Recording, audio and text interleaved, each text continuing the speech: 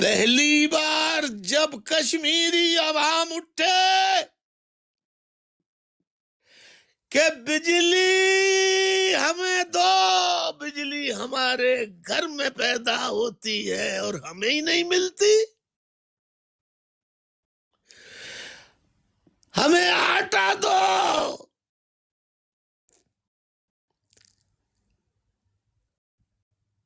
ہمیں خوراک دو، اناج دو،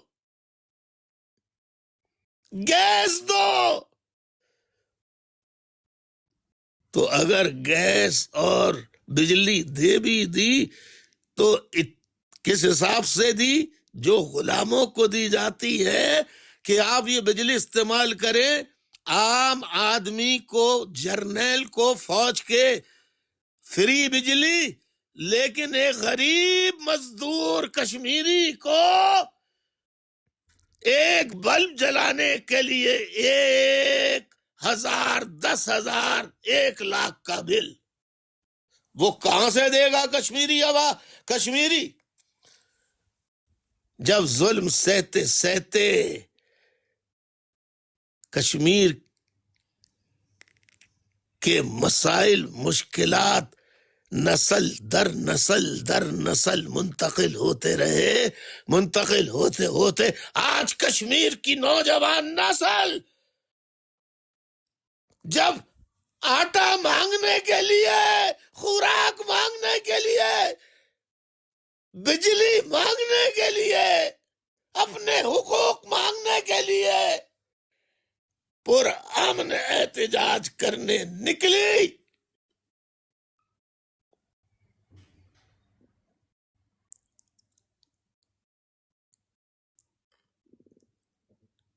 تو ان پر صرف لاٹھی چارج، آنسو گیس نہیں پھینکا گیا، اسٹیٹ گولیاں ماری گئی۔ آج یہ گولیاں عرصے سے ماری جا رہی ہیں، لیکن جب سے احتجاج شروع ہوا ہے، ہڑتال ہوئی ہے 10 مئی سے، پھر 11 مئی، پھر 12 مئی، اور آج 13 مئی ہے، آج آزاد کشمیر کے دارالحکومت مظفر آباد میں، شوڑا کے علاقے ایبٹ آباد چوک پر، گوجرا بائی پاس پر اور دیگر مقامات پر لوگ اپنے حقوق کے لیے مظاہرہ کر رہے تھے۔ فوجی ہیلی کاپٹر آئے، فوج اتری اور اسٹیٹ گولیاں مار کر مظلوم کشمیری نہتے کشمیریوں کو شہید و زخمی کر دیا۔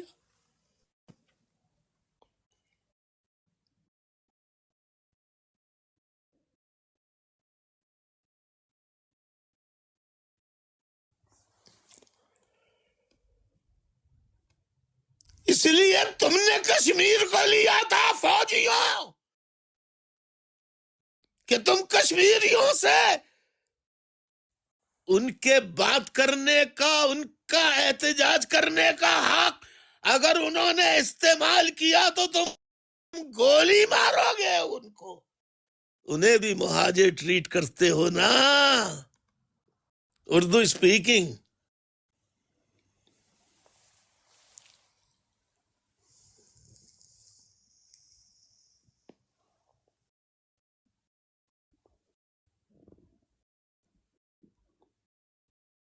تو آج کشمیر میں جو ہو رہا ہے، خون کے آنسو دل رو رہا ہے، جنازے پہ جنازے،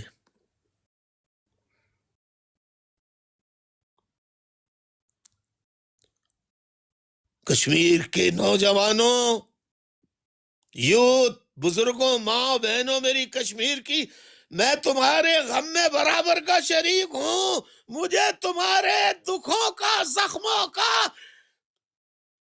تمہارے شہید ہو جانے کا بخوبی احساس ہے کہ میں اپنے کتنے شہیدوں کے جنازے اٹھا چکا ہوں۔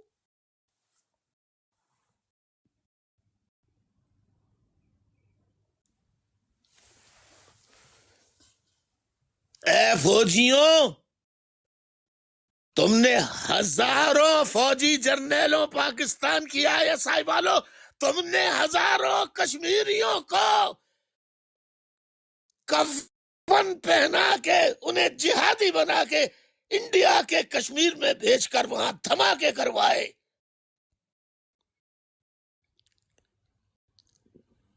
ان کو مروا دیا تم نے. کتنے کشمیریوں کو اسلام کا، جہاد کا، کشمیر بنے گا پاکستان، یہ نعرے لگوا کر تم نے کتنے کشمیریوں کو مروا دیا. اور جب انڈیا نے کشمیر کو اپنے ساتھ ملا لیا، جس پر انڈیا کا قبضہ تھا اس کو اپنے ساتھ ملا لیا، تو یہی فوجی جرنیل کدھر مر گئے تھے؟ انہوں نے جوابی حملہ کیوں نہیں کر کے احتجاج کیا کہ کشمیر ڈسپیوٹڈ ٹیریٹری ہے اور اس کا مسئلہ اقوام متحدہ میں واضح طور پہ پڑا ہوا ہے کہ پلیبسسٹ ہوگا، استفتاء میں رائے ہوگا کہ کشمیر آزاد ہونا چاہتا ہے، آزاد رہنا چاہتا ہے، آزاد ملک کی حیثیت سے، یا انڈیا کے ساتھ جانا چاہتا ہے یا پاکستان کے ساتھ جانا چاہتا ہے. اس کا تو فیصلہ ہی نہیں ہوا. انڈیا والوں، تم نے فوجی جرنیلوں کو انڈیا کے فوج سے جا کے آزاد کرانا چاہیے تھا. وہاں یہ بہادری کیوں نہیں دکھائی جو اسلام آباد میں 9 مئی کو تم نے خواتین کو پکڑا، تم نے خواتین کو زد و کوب کیا اور انہیں جیلوں میں بند کر دیا، نوجوانوں کو جیلوں میں بند کر دیا.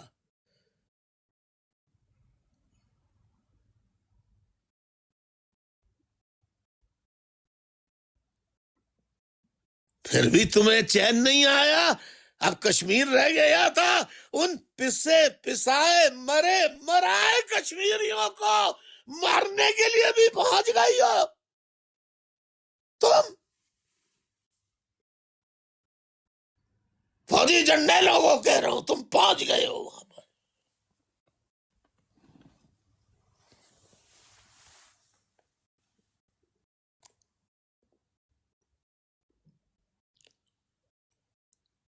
میں اقوام متحدہ کے سیکرٹری جنرل اینٹونیو گوٹرس سے اپیل کرتا ہوں کہ پاکستان کے قبضے میں جو کشمیر کا حصہ ہے، یہاں فوراً کشمیری ماں بہنوں، بیٹیوں بہنوں کی عصمتیں بچانے، ماں بزرگوں کا قتل عام بچانے، یوتھ کو بچانے کے لیے فی الفور اقوام متحدہ کی امن فوج، آزاد کشمیر کو اقوام متحدہ کی فوج کے حوالے کیا جائے اور وہاں سے پاکستانی پولیس، پاکستان کی فوج، رینجرز سب کو ہٹایا جائے.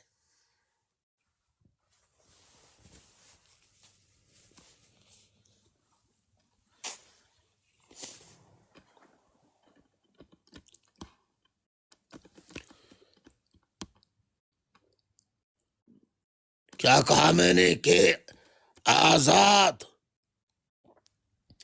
میں یونائٹڈ نیشنز کے سیکریٹری جنرل اینٹونی گوٹرس سے اپیل کرتا ہوں، مطالبہ کرتا ہوں کہ کشمیری معصوم کشمیریوں کا قتل عام بند کرانے کے لیے فی الفور اقوام متحدہ کی امن فورس کشمیر آزاد جو پاکستان کے قبضے میں ہے وہاں بھیجی جائے اور وہاں کشمیریوں کا جان مال کا تحفظ کرے. اینٹونی گوٹرس صاحب، یہ قرارداد آپ کے یونائٹڈ نیشنز میں پڑی ہے، یہ اقوام متحدہ کی ذمہ داری بھی بنتی ہے، اخلاقی، قانونی. اور ایگریمنٹ کے مطابق کہ جب پاکستان کی فوج کے جرنیل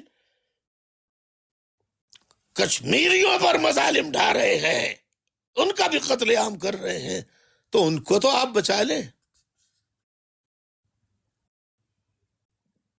امن فوج کے حوالے کیا جائے، کشمیر کو امن فوج، اقوام متحدہ کی امن فوج کے حوالے کیا جائے۔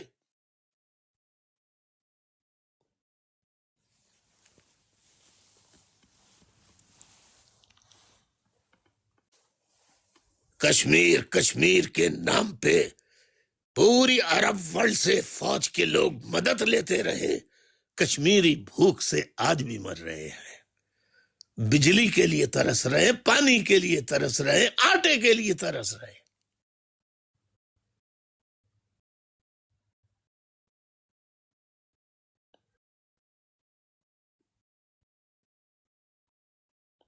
معزز خواتین و حضرات، آپ اپنے ضمیر سے بھی سوال کیجئے، جب سے یہ کشمیریوں کا حال میں 10 مئی 9 مئی سے جو کشمیر پر حملے کیے جا رہے ہیں، فوج، پولیس، رینجرز کے، جو آج بھی کتنے شہید ہوئے ہیں،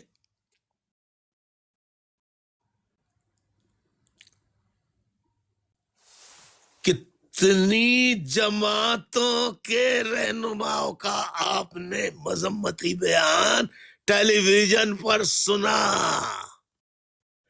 جواب دیجئے، کتنے پولیٹیکل لیڈرز کا آپ نے مذمتی بیان سنا؟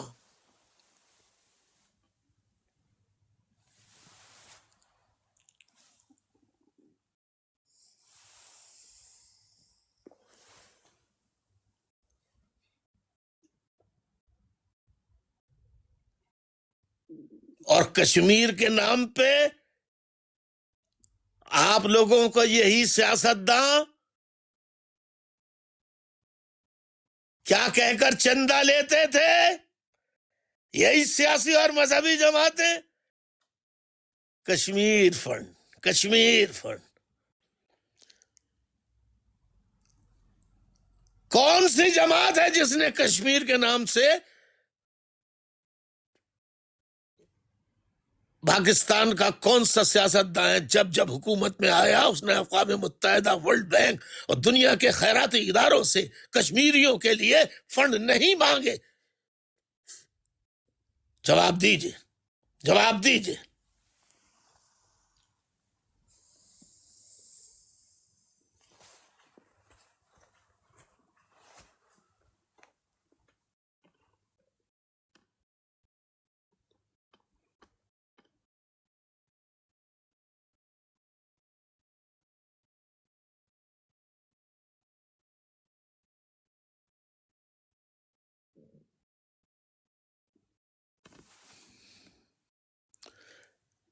MQM نے جب زلزلہ آیا تو واحد MQM تھی اکیلی جس نے 6 مہینے تک میڈیکل کیمپ اور اجناس ان جگہوں پر پہنچائیں جہاں فوجی بھی خدا کی قسم جانے سے انکار کر دیتے تھے اور ہمارے رہنماؤں کارکنوں کو دے دیتے تھے کہ یہ جاؤ، یہ بانٹ دو۔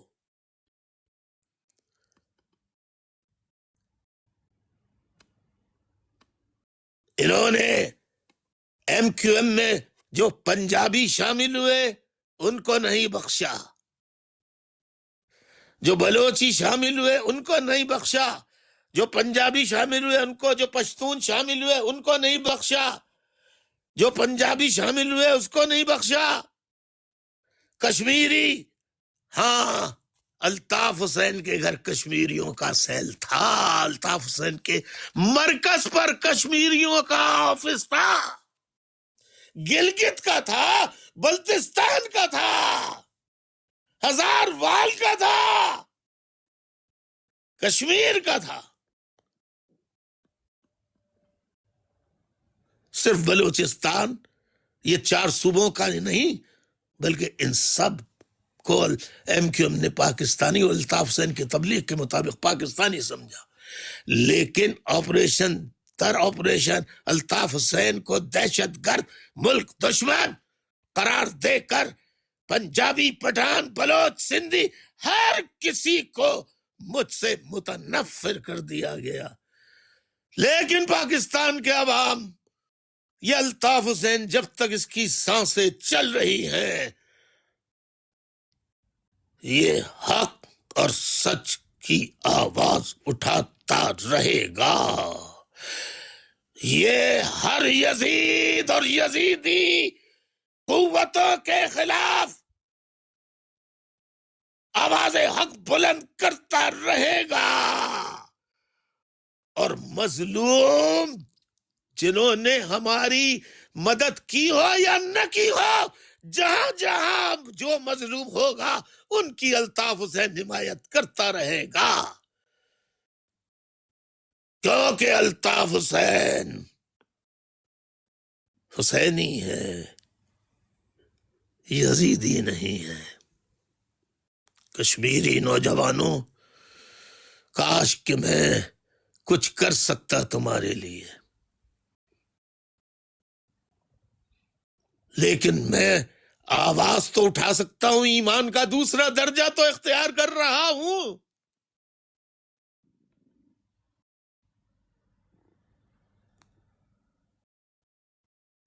کھل کے بول رہا ہوں،